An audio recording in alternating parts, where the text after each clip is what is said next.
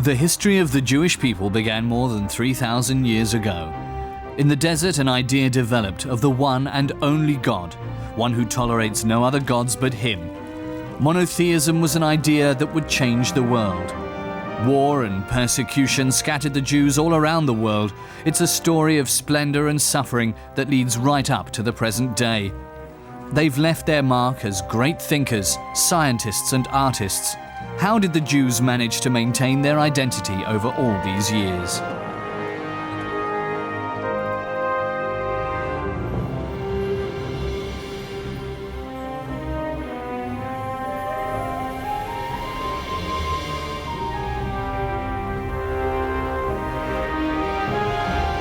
The Jews, History of a People. Part 5, Zion.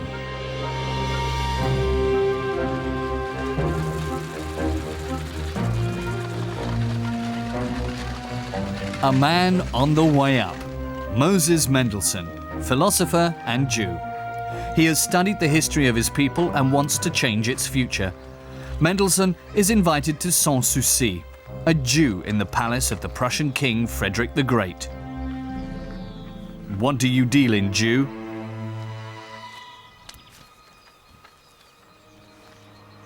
Something you don't have, reason.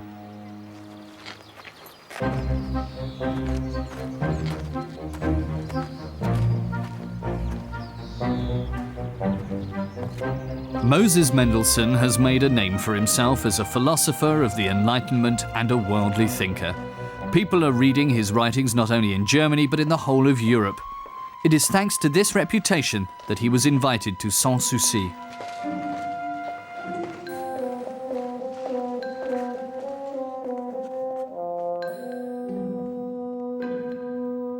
The Saxon Minister of State, Baron von Fritsch, admires him.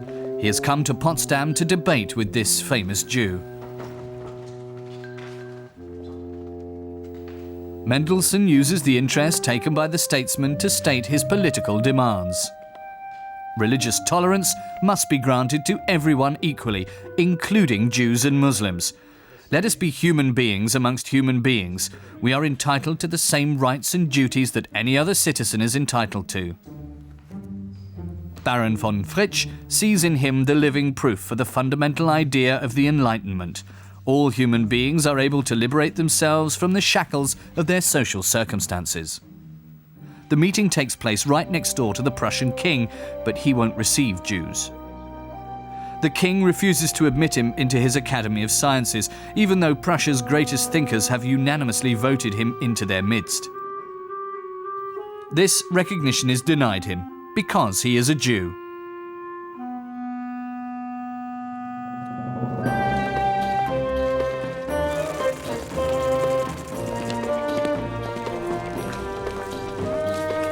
Ambitious and thirsty for knowledge, Mendelssohn had left his parents' home in Dessau when he was only 14, so that he could follow his teacher to the Prussian capital, Berlin. He has to go around half the city in order to enter it because Jews are only allowed to enter through one particular city gate, the one which Christians use to get their livestock to market.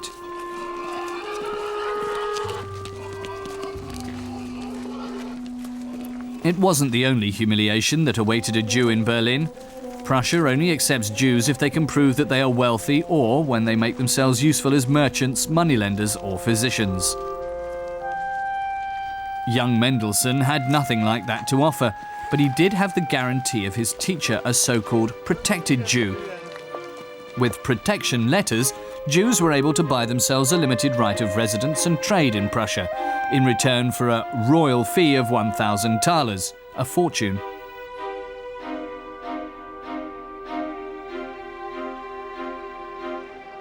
At that time, 100,000 people lived in Berlin, and amongst them there were just 2,000 Jews.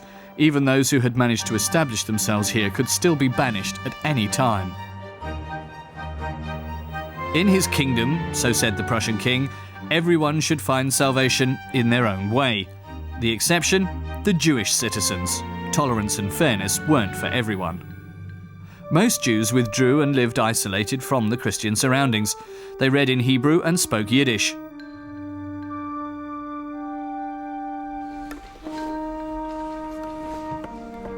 Their right to trade is restricted. They're excluded from many professions. Those who are lucky find work in manufacturing businesses founded by a small group of wealthy Jews. Moses Mendelssohn also earns his family's living in a Jewish silk factory. As a bookkeeper, he balances the bills and checks the goods. He called this a tedious business that used up the best years of his life.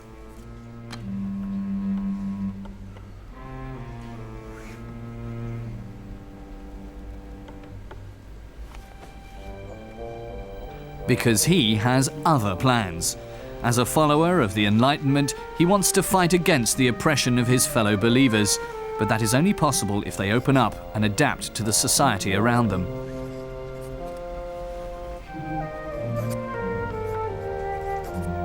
Mendelssohn's ideas meet with great approval amongst many Jews. Mementos of him are still cherished today, like his protective goggles in the Jewish Museum in Berlin.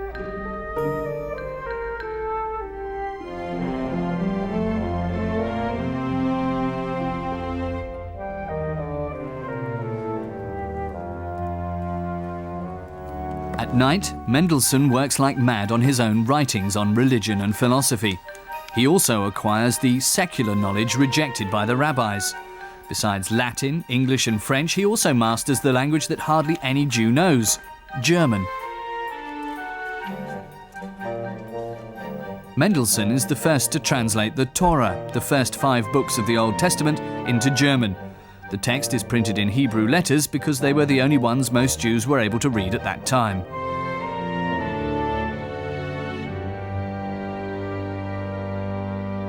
Mendelssohn had the purpose in mind to teach the German Jews the German language.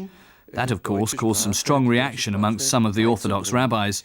They said the Bible wasn't allowed to serve as a teaching tool for the German language. But many other German Jews applauded the idea because they did want to participate in German society.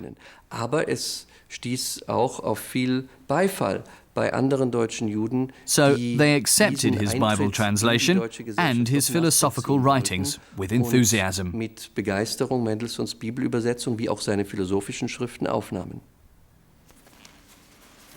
Adaptation, yes, but the tradition of the faith had to remain the same. Firmly keeping to one's own religion and participating in the state's public life as a human being and citizen. Both were part of a person's identity, Mendelssohn said, to be an enlightened contemporary and a Jew.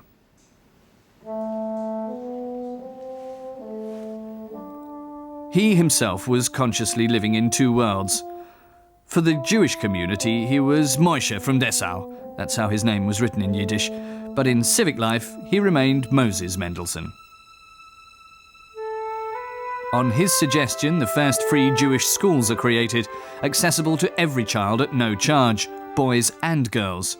Christian and Jewish children are taught together. They don't just read religious texts. German, nature study and mathematics are all on the curriculum.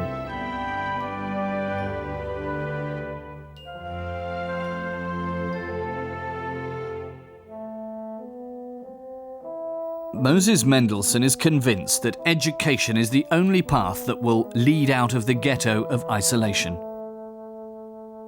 These new schools that arose towards the end of the 18th century formed the institutional anchorage of the Enlightenment, as it were. Here, a new generation of German Jews developed that was meant to be at home in Jewish tradition, but also in the German language, culture, and the secular sciences. Mendelssohn's ideas also find recognition in the Christian spiritual world. Some even want to convert him to Christianity as a logical step in his career. Mendelssohn declines, but those who understood him that way misinterpreted him. He became the leader of the Jewish emancipation in the whole of Europe. He gave many Jews the self-confidence and strength to fight for their rights.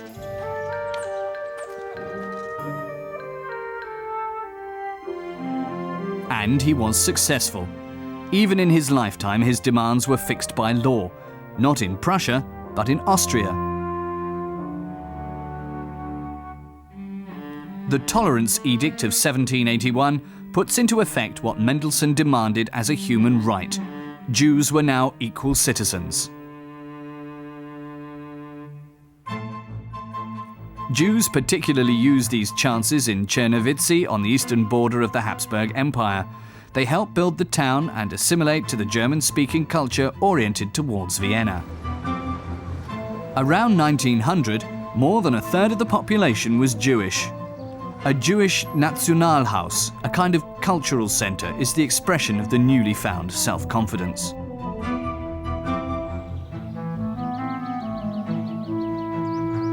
The tombstones in the Jewish cemetery reflect the social advancement. Lawyers, bank directors and professors. There was even a Jewish mayor.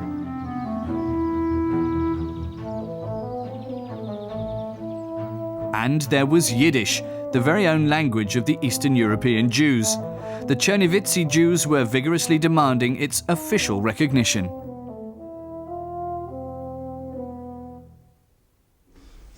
These days, only a few still keep Yiddish alive, such as the author Joseph Berg and the leader of the Jewish congregation. The ring of their voices is like a distant echo of a once rich Jewish culture in Eastern Europe. Nazalige heb ik gezien zeer als zaak in verschillende steden. Also in seinem Verein, in die Planetarium. Ja. En ik heb gelernt in... When I was studying at the university in Vienna, my professor asked me what my mother tongue was, and I answered him, Yiddish, sir. And I had expected that he would express that famous prejudice, the famous Yiddish is corrupt German, Yiddish is jargon. Als bald werd zoekt, dus berimte in Jensenfiesler. Dus berimte, Jiddisch is een verdammt Duits. Ja, der Jiddisch is een jargon. But no, he said, Yiddish, young friend, is a loschen beazmoy. Yiddish, young friend, is an autonomous language. Jiddisch, junger Freund, ist eine Sprache für sich. Joseph Berg lives in the Jewish quarter of Czernowitz. He remembers the more than 60 synagogues and houses of worship that used to be here. But little of this has survived National Socialism and communism.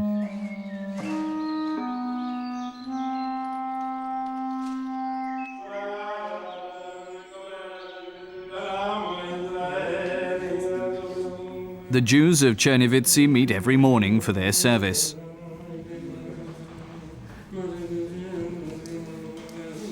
Many that pray here have only managed to survive through happy coincidences.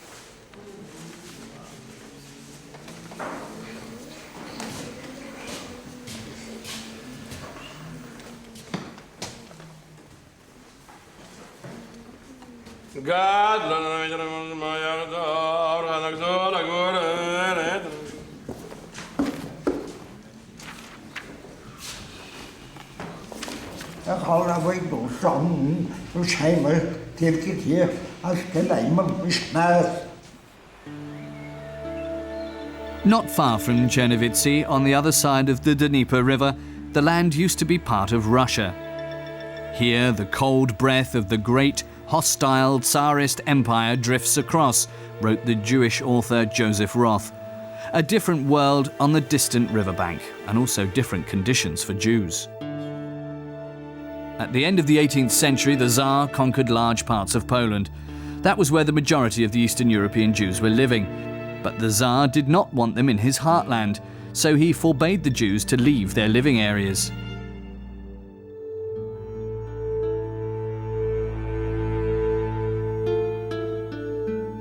Here, the author Mary Antin grew up towards the end of the 19th century before she emigrated to the United States with her family. In her books, she wrote about the everyday lives of Jews in the Tsarist Empire.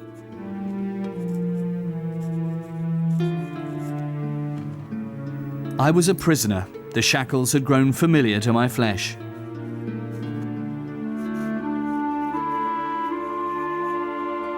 Even as a young girl, she entrusted her diary with her experiences, fears, and hopes.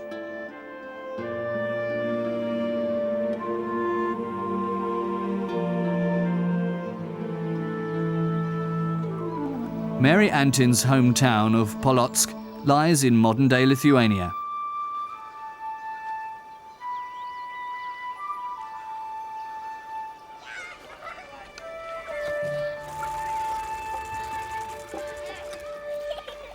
Jews were living amongst themselves here without rights, oppressed and often persecuted by their Christian neighbours. Time and again her parents warned Mary and her sisters to beware of the Christians. Christian holidays were particularly dangerous for Jews, Mary remembered.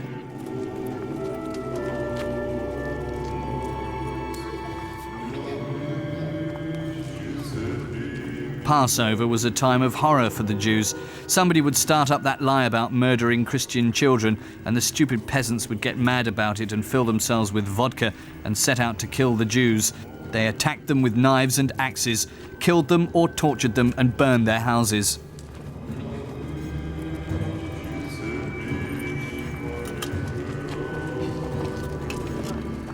Again and again there were gruesome pogroms in the Tsarist Empire. This label for the anti-Jewish riots originated in Russia.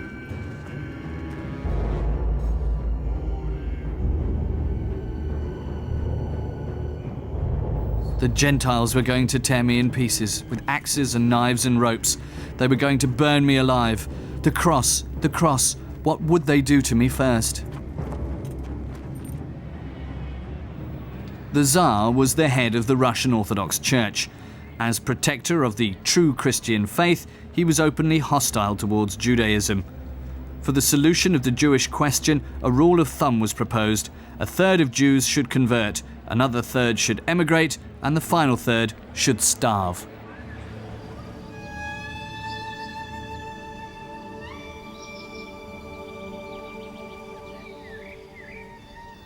In the mid-19th century, 5 million Jews were living in the area assigned to them.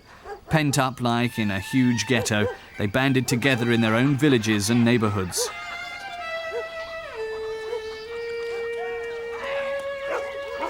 Just as in Letichev in modern-day Ukraine, only the old remember that until the 1940s nearly all the inhabitants were Jewish.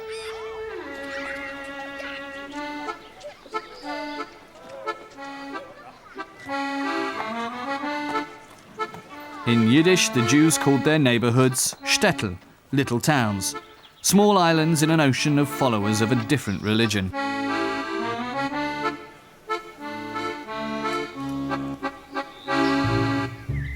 Jews were not allowed to work as peasants in the Tsarist Empire, but they were allowed to be craftsmen. Because more and more people moved into a shtetl, every village had 10 coppersmiths, cobblers or tailors. But despite the poverty and the lack of space, the external threat was unifying.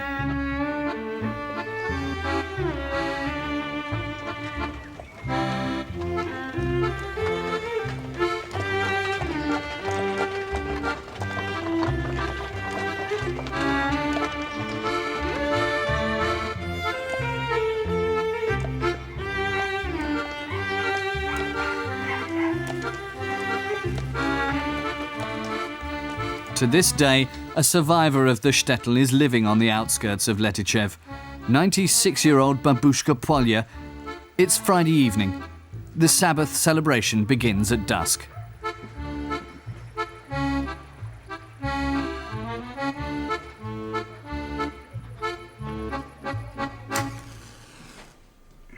After an old Jewish custom, Baba Polya asks for God's blessing for her family. Спичку ложіть, Ну, зараз. моліться. Готуню, дай Бог, щоб все були здорові, щоб ми собрались. Like countless generations of women before her, she's celebrating at home with her family. Адонай, Елохейну мелех хаолем, хамоц елехем мін хаарец. Трошечки, а не буде багато. God's gifts, bread and wine. Never mind how lavish or meagre life may be, there is always reason for thankfulness.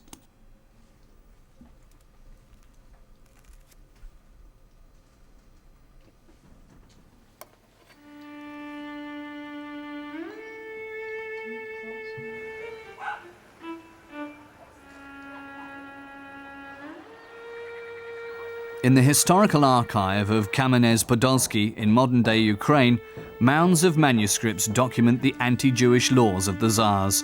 Since the end of Soviet times, a start has been made on evaluating them.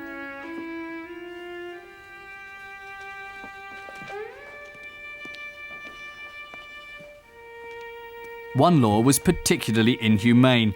It forced Jewish boys to serve in the army. The military lists document that even 14 and 15-year-olds were conscripted. Under some Tsars, they had to serve for 25 years.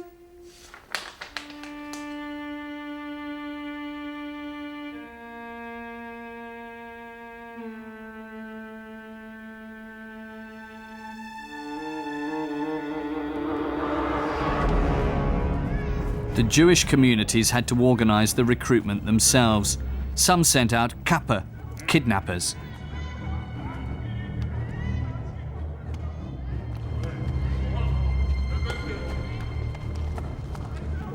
The parents knew that hell awaited their sons, and if they were to ever see them again, then only as strangers who no longer knew or understood their Jewish home anymore. For 300 rubles, the parents could ransom the little recruits, a fortune. Some families pawned their livestock or even their home and farm. Parents who couldn't afford that went to the extreme limits of the imaginable. They mutilated their sons, cut off their fingers and toes in order to save them from the Tsar's army. They did all that to prevent their children being alienated from their Jewish faith and their culture with brutal violence.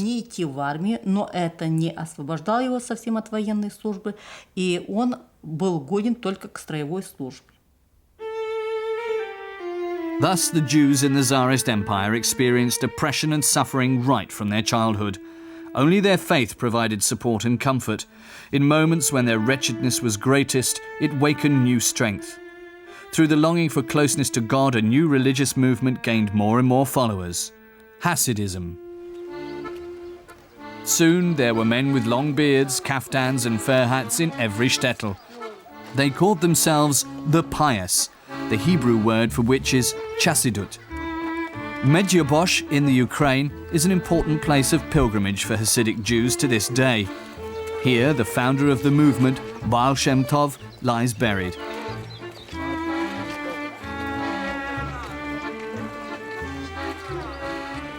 His message was simple and convincing.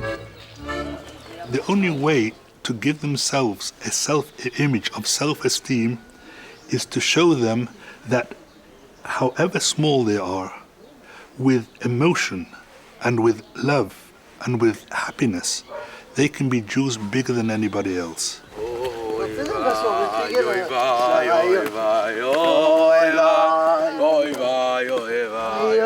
Baal Shem Tov said, "When the life of Jews is without joy, how is God supposed to remain with us?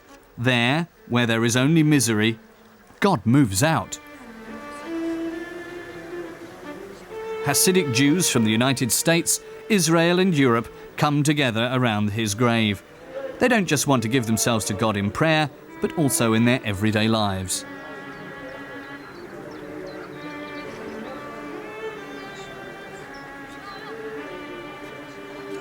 The whole life is a service to God and should therefore be filled with joy.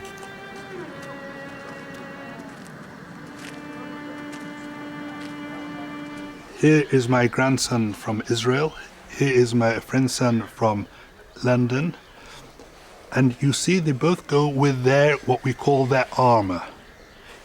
They go and they show themselves, we are different from the general population. We want to keep ourselves separate.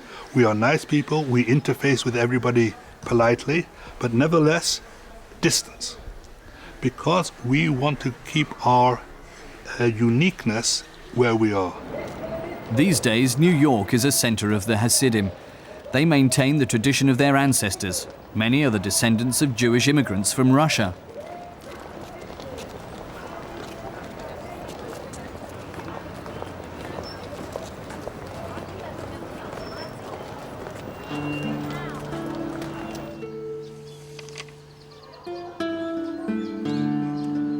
The closed world of the shtetl was breaking up. Some searched for support in their inner faith, others decided to flee from poverty and oppression. Like Mary Antin and her family, they wanted to risk a new beginning.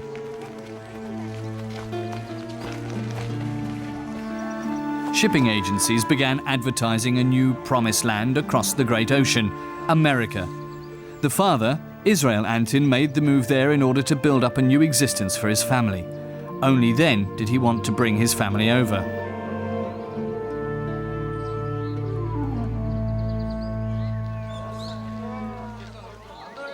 Mary had been waiting for this time for 3 years. Finally, her father sent the tickets for the crossing. A quiet and secret farewell had been planned, but the news spread quickly around the village.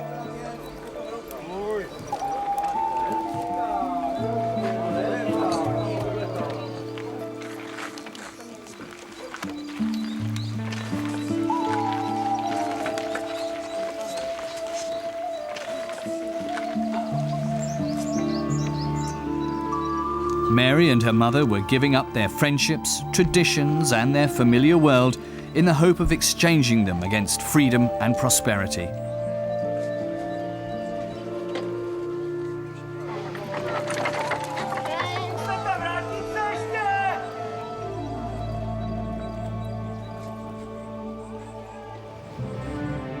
Just like the Antin family, 2 million Russian Jews left towards the end of the 19th century. They were part of a great wave of emigration, and they all had the same destination: America.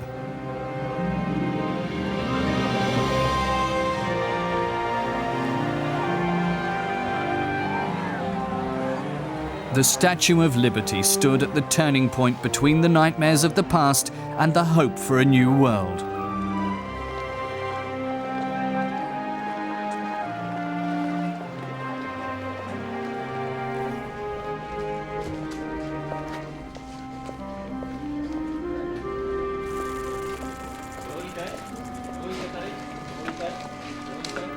After a 3-week journey, Mary, her mother and her sisters reached their destination.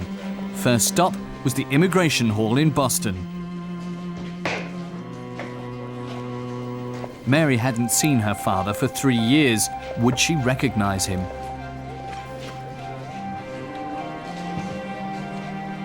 Before their reunion, the official asked scrutinizing questions. Were the new citizens healthy and able to work? Who was going to care for them? Many Jewish immigrants saw the new beginning as an opportunity to break with old traditions.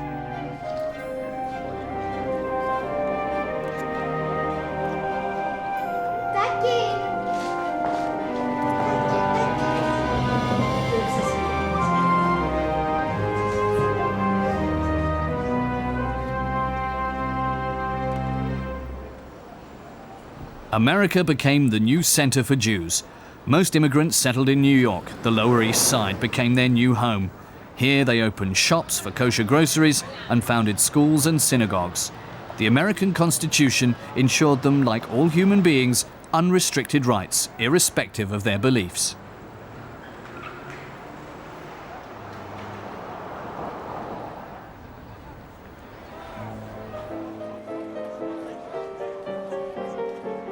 The immigrants came from villages in Eastern Europe into a modern metropolis. They had to get by on casual labor as day laborers, rag pickers and peddlers. They had no education or property and did not speak English. Most lived in so-called tenements, apartment blocks with small flats. Large families had to share a 2-room apartment.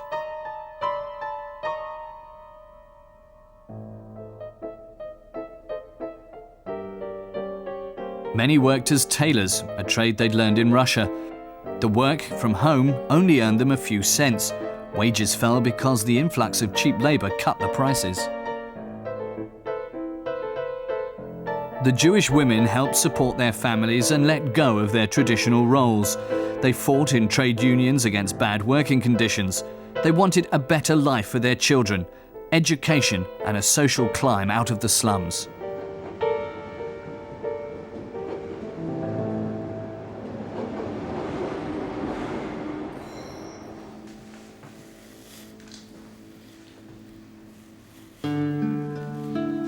Mary Antin's mother emancipated herself too. That was visible on the outside as well. She no longer wore her hair hidden under a headscarf, as was demanded of a Jewish woman by strict tradition.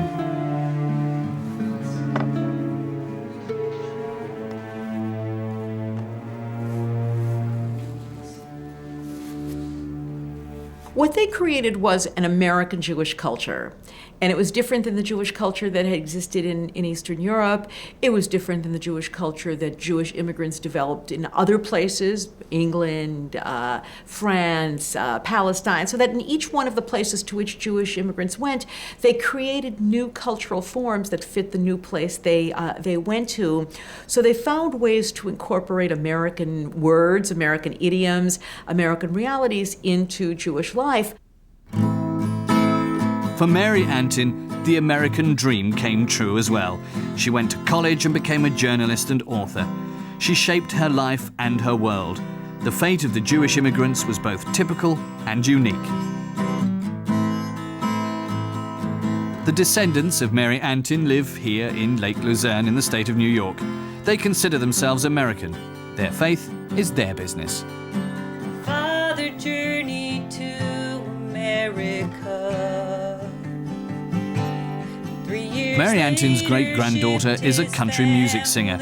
She's written a song about the story of her great-grandmother. It's about the America of the Jewish immigrants. For her, it became the Promised Land. Let freedom ring here in the Promised Land.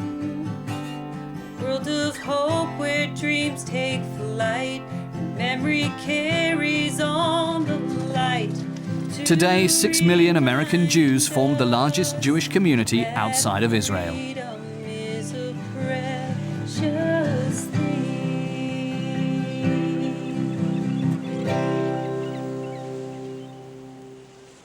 For many devout Jews, there is only one promised land, Eretz Israel, the biblical land of their forefathers. The hope of a return has always stayed alive. During the 19th century, Jerusalem was under the rule of the Ottoman Turks. After Mount Zion, synonymous with the city and the country, the Jewish settlers called themselves Zionists.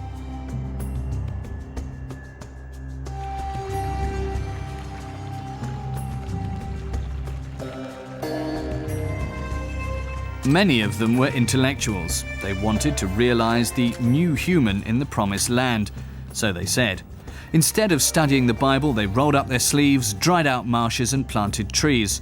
For a long time, they hadn't been allowed to work on the fields. Spades and hoes now became the embodiment of a self-determined life.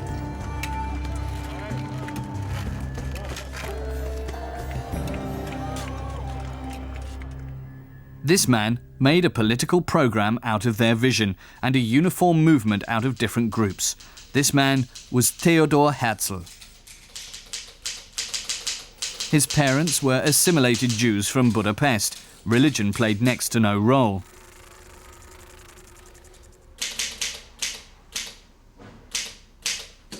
Theodor Herzl was working as a correspondent for the Wiener Freie Presse in Paris. France fascinated him, the country in which the Jews had enjoyed legal equality since the French Revolution. Many held important positions in the government and economy, but still there were deep-rooted prejudices against Jews in society.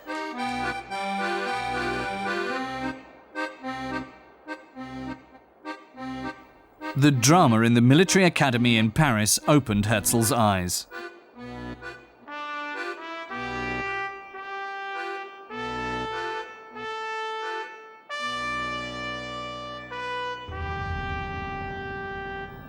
In 1894, the Jewish officer Alfred Dreyfus was accused of alleged espionage for Germany. A military tribunal sentenced him to lifelong banishment without having sound proof. He was publicly cashiered. Again and again, Dreyfus swore his innocence. Many weren't interested in that. He was a Jew and therefore guilty.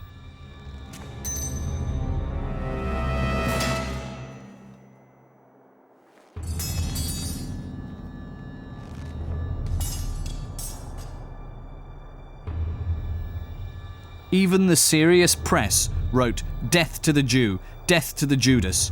The trial split the country.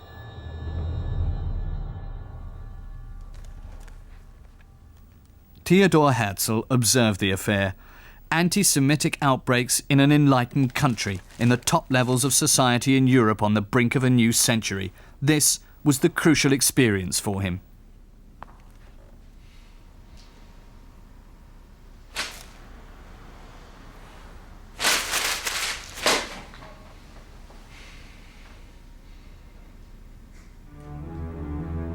In his newspaper articles, he pointed out the inconsistencies. He was convinced of the innocence of the Jewish officer. With this opinion, he was in the minority.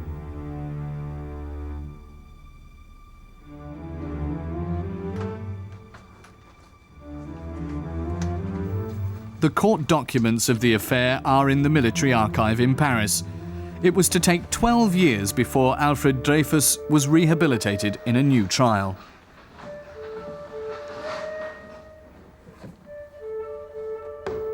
In 1906, the evidence that led to his conviction was exposed as forgeries. Theodor Herzl was right with his assumption. The Dreyfus affair was simply an expression of anti-Jewish sentiment in France.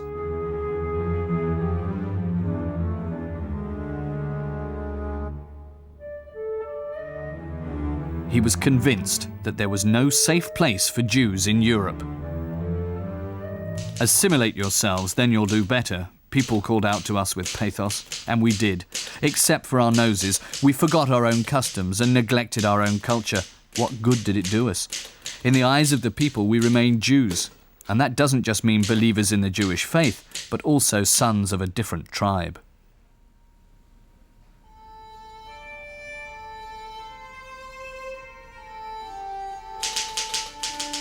Only on their own soil could the Jewish people freely create its fate.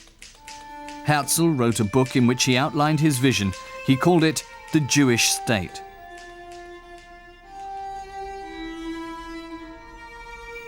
Just 1 year later, Herzl convenes a Jewish Congress in Basel.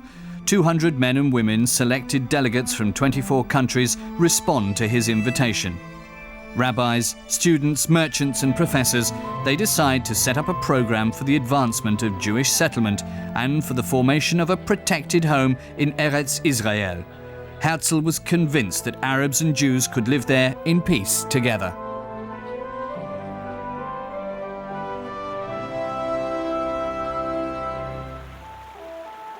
And so Basel became an arena of world history. After the Congress, Theodor Herzl noted in his diary, "In Basel I founded the Jewish state. If I were to say that out loud today, I would be met with universal laughter. But in 5 years, and definitely in 50, everyone will accept it."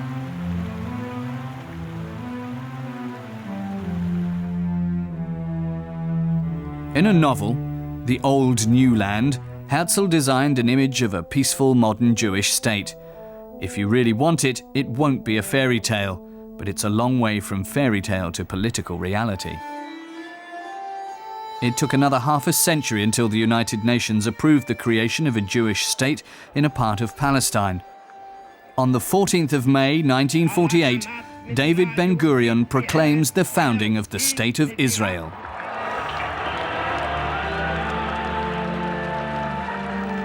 The Star of David on a blue and white background, the symbol of the Zionists, became the flag of the Jewish nation. With the Declaration of Independence, a new era began in Jewish history, an era that has also been marked by wars. Herzl's dream of a peaceful coexistence of the cultures has not come true, but the Israel of today is a modern democracy as he defined it.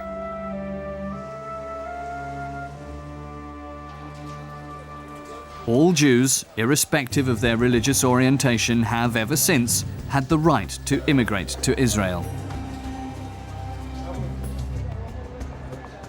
In those days, just as today, far from all Jews shared Herzl's enthusiasm for their own state.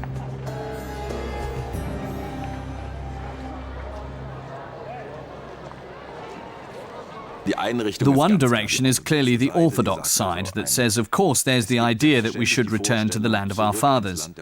At Passover, when we say, next year in Jerusalem, that has a big impact. But that's not to do with nation states, that's to do with the Messiah. The idea that Herzl had there, they completely rejected. The other group was the one that is these days somewhat disrespectfully called the assimilated Jews. They're the people who've lived in these countries and said, we are Austrians, we are Germans of Mosaic faith. And then someone comes along with the idea of the Jewish people. We had worked on being accepted here for such a long time, and then someone comes and says, no, it's all completely different, you're a people, and so now we'll make ourselves a state. And they said that that would damage their reputation and would cause a rise in anti-Semitism again. Und es wird uns eigentlich wieder Antisemitismus einbringen. In the Berlin of the turn of the century, many Jews looked optimistically to the future. The city was flourishing economically and culturally, a symbol of a new age, a modern age for Jews too. 2/3 of all German Jews were living on the banks of the Spree. The majority had become assimilated.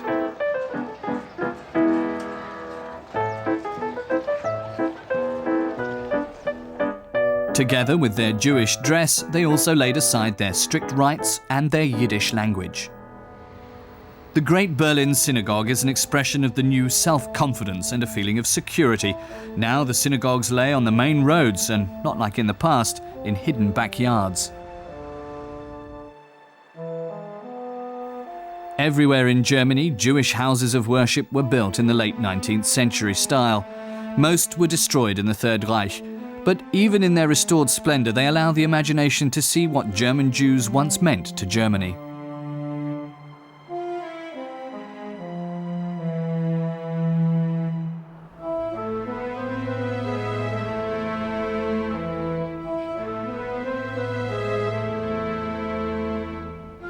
It was in those days that Reformed Judaism arose, liberal and cosmopolitan.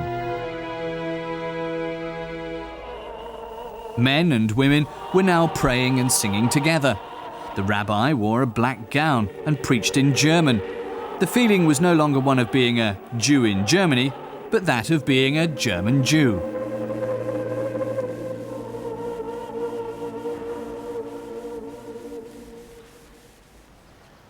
(1914), the outbreak of World War I.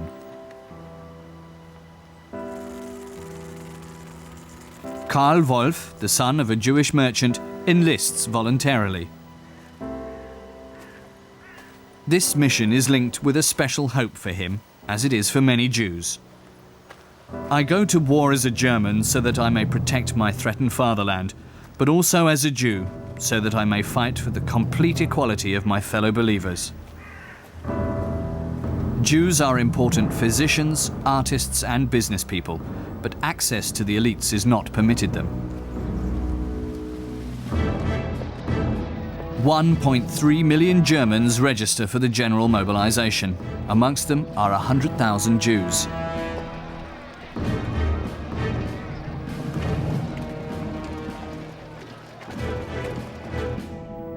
These are photographs of Karl Wolf taken during the war.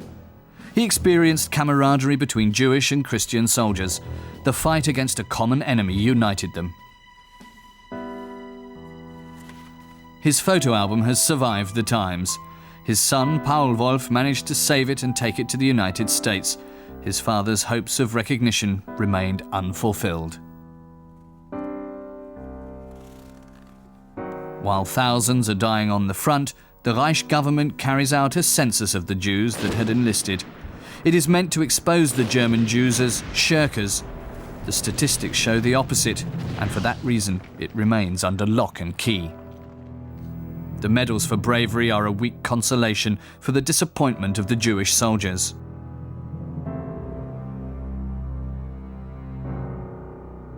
Karl Wolf and many others felt betrayed by the country for which they had risked their lives. My father was, as far as I could tell from our discussion, felt mainly German at the beginning of World War I, much more German than Jewish.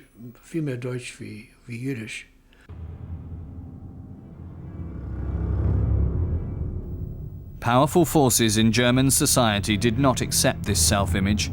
Caricatures on seaside postcards. Jews weren't wanted here. Some beach pools advertised being Jew-free. The Jewish citizens were strangers in their own country.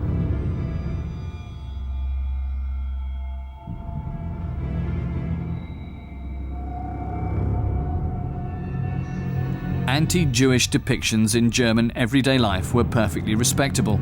The more Jews assimilated, the more fervently many looked for new arguments to hate them. Anti-Jewish sentiment turned into anti-Semitism. They were not presented as a religious community anymore, but as an inferior race or foreign nation. Being a Jew became an inescapable fate.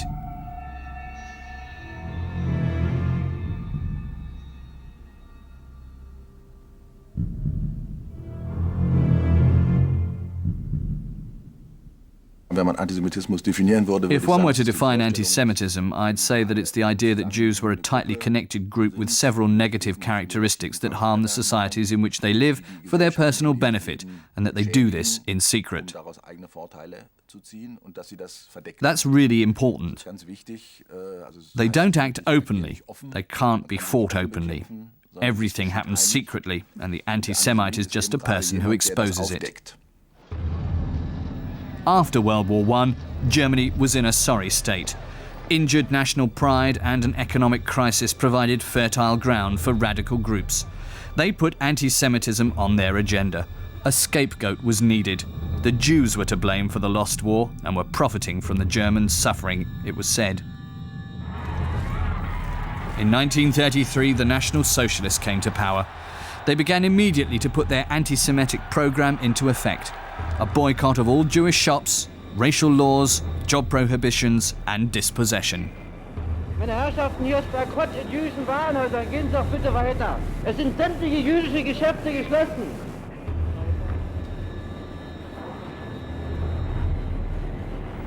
By now, Karl Wolff was the father of 3 children. Like many Jews, he believed that National Socialism was merely a temporary phenomenon and that his children were safe in Germany.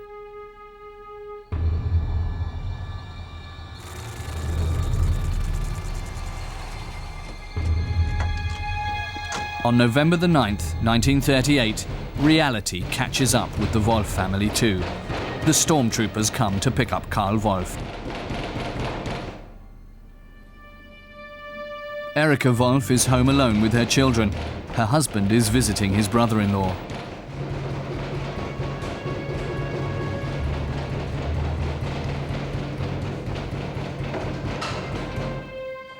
The brown shirts aren't interested in her husband's war decorations.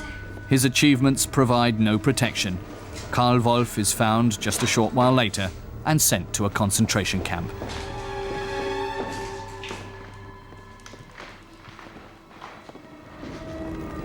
In that same night, synagogues all over Germany are set on fire.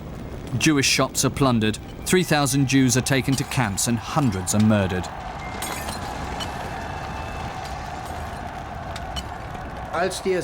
When the SS came and picked him up in the Kristallnacht, he spent 3 weeks in prison, I think. He was let go because he had papers from World War I.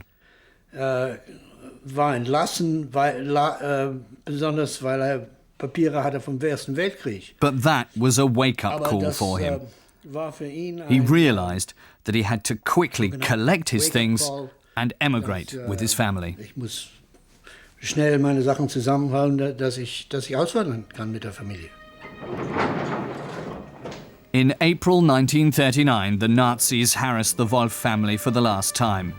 They want to make sure that the wealthy family aren't taking any valuables with them. But the Wolff family want just one thing: a safe life in the United States. There, an uncle had vouched for them. At this time, Paul Wolff was 9 years old. He had to watch how his parents' possessions were confiscated.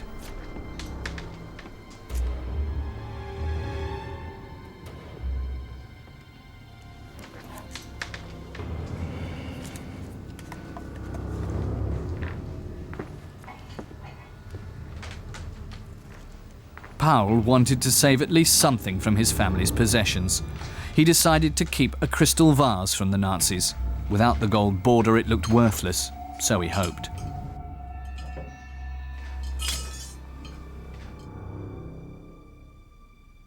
These days, this vase has a place of honor in his living room in the United States.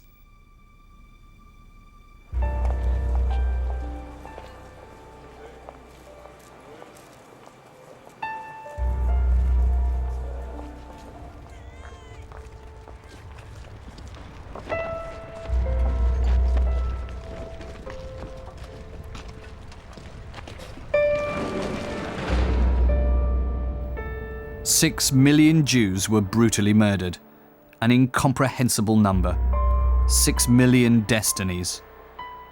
The Yad Vashem Memorial in Jerusalem commemorates the victims with photographs, personal mementos, and letters.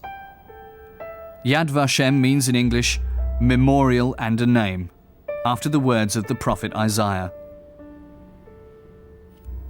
Unto them will I give in my house and within my walls a memorial and a name better than of sons and of daughters.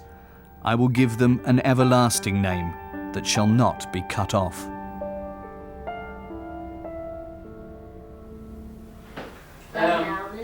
From last week, the fish face. Paul Wolf, his parents and siblings all survived the Holocaust. These days he lives in California with his family. His father's dream of a liberal Judaism is something he passes on to his heirs. They are assimilated into society, but have also maintained their religious identity. Go crazy trying to translate them into German. Bet Israel, the house of Israel, is what the Bible calls the Jewish people. A house that has room for many persuasions and nationalities. The Jews' common inheritance unites them all over the world. In their rituals, the millennia-old tradition has been kept alive to this day.